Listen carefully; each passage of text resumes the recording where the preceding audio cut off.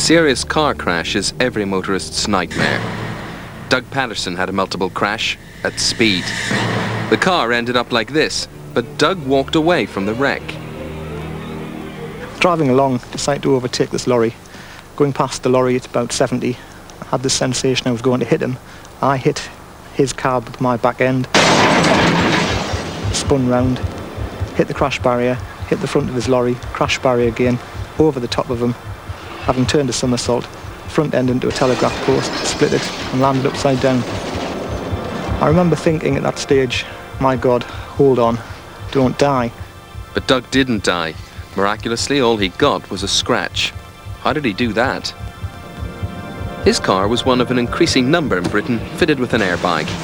This safety device is lightning fast and gives instant protection to driver and passenger from serious head injuries and even death. But how does it work? The airbag is linked via an electrical cable to a sensor and a tiny computer.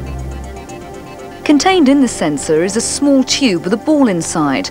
As the car rolls and bumps along, the ball moves in the tube. The movements are converted by the sensor into signals to the computer.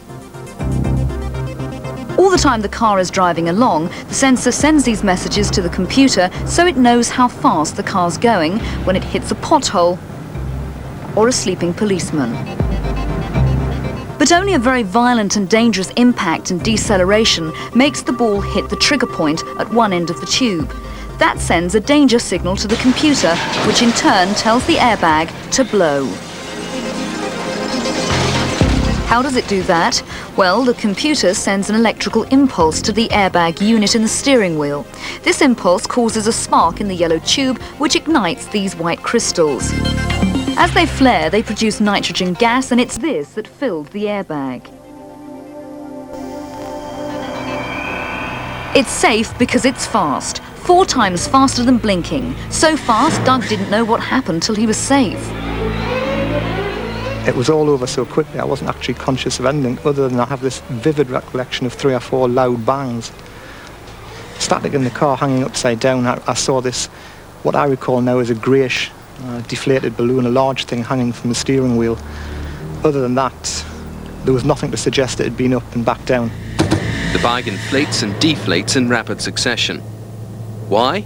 Inflating the bag cushions the driver. Deflating it allows him to regain control of the vehicle. How do they do that?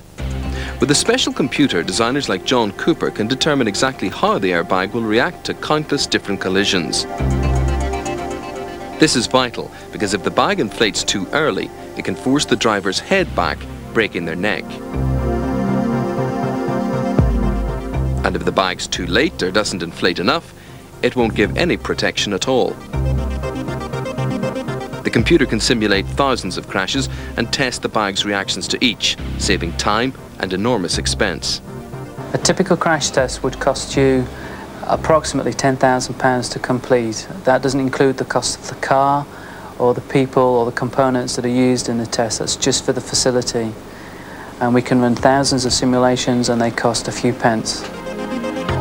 On to the next stage. Testing at the Motor Industry Research Association. How do they do that? The frame of a car is shot backwards along a track. It's called a sled test.